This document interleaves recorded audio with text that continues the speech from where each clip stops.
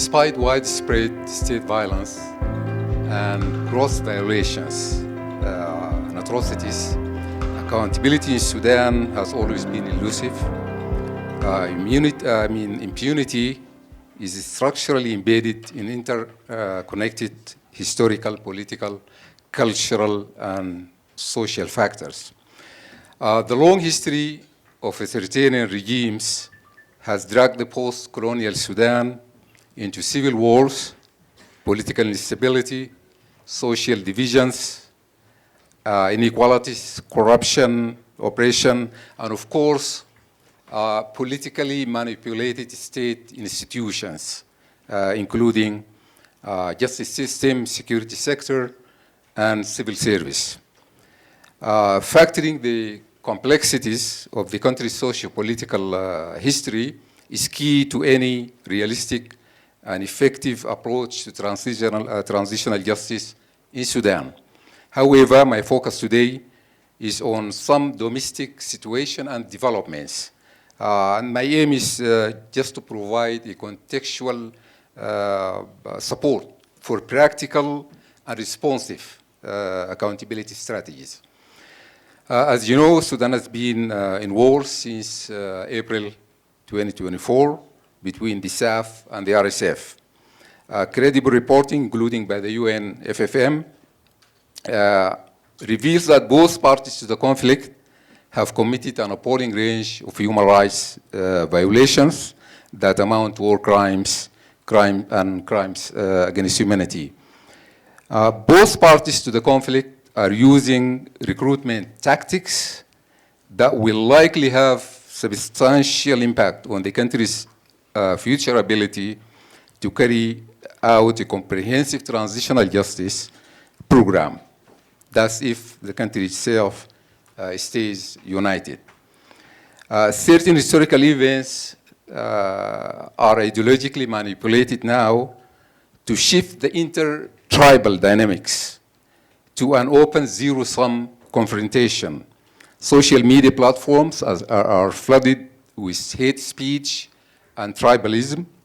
They simplified all dichotomies, the conflict dichotomies like Muslims versus Christians, Arab versus Africans, etc., are now modified to manufacture a societal discord along the lines of a historical rift between the western regions of Darfur and Kordofan and the riverine regions of the north.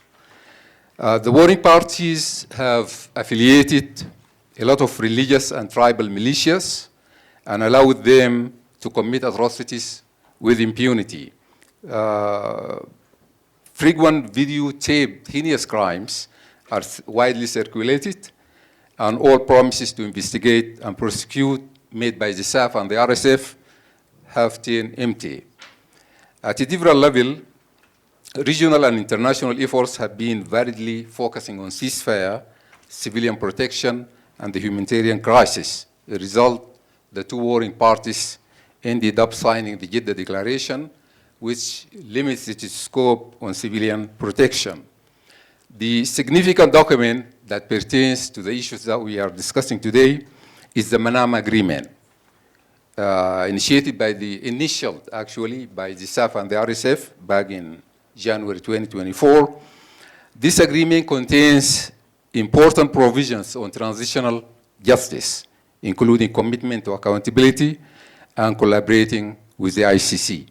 Unfortunately, the SAF withdrew prematurely from the Manama talks.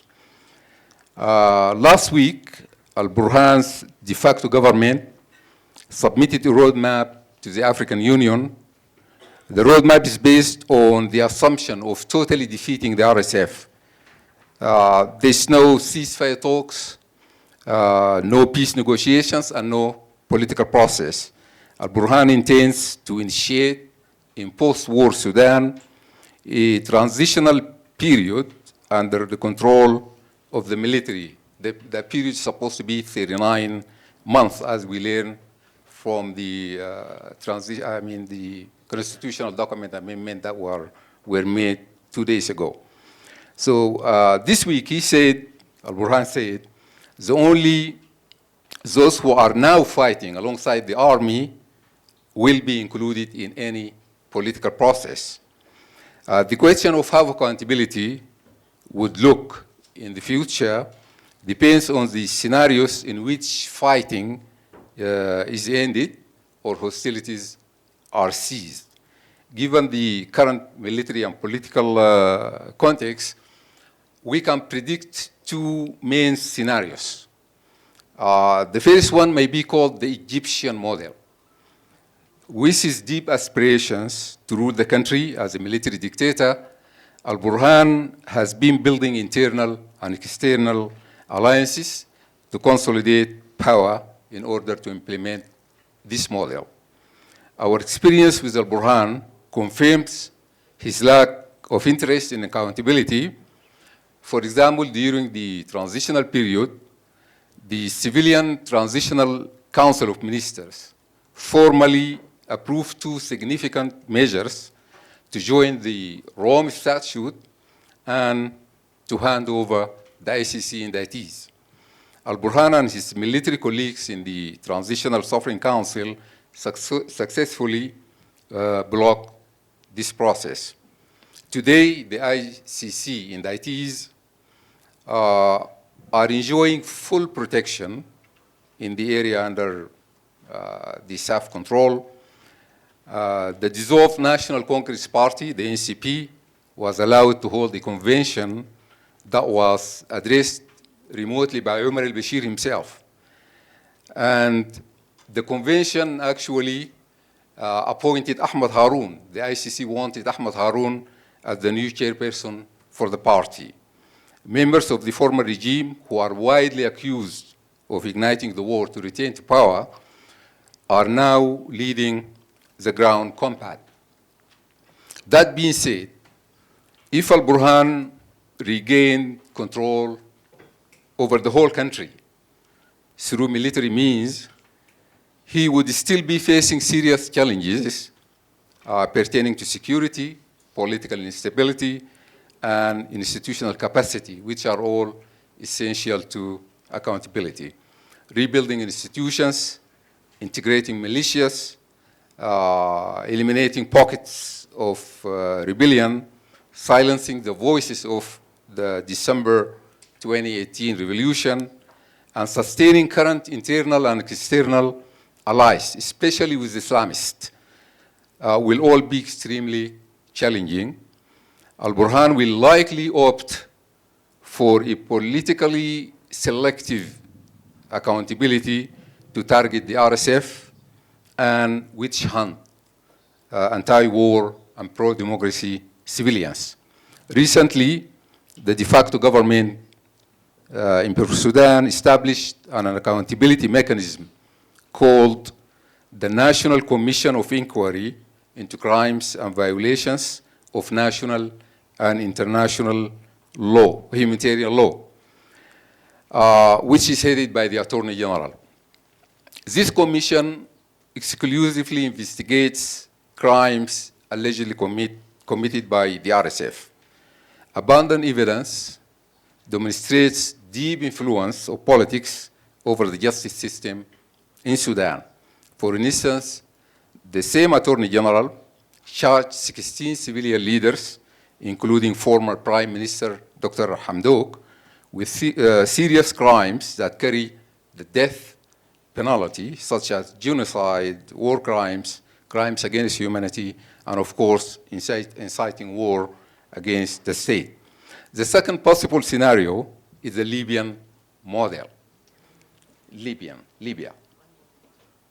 Okay, I will skip some paragraph. Despite these recent territorial gains, the brutal fight may likely drag on. The RSF may maintain control over the western regions.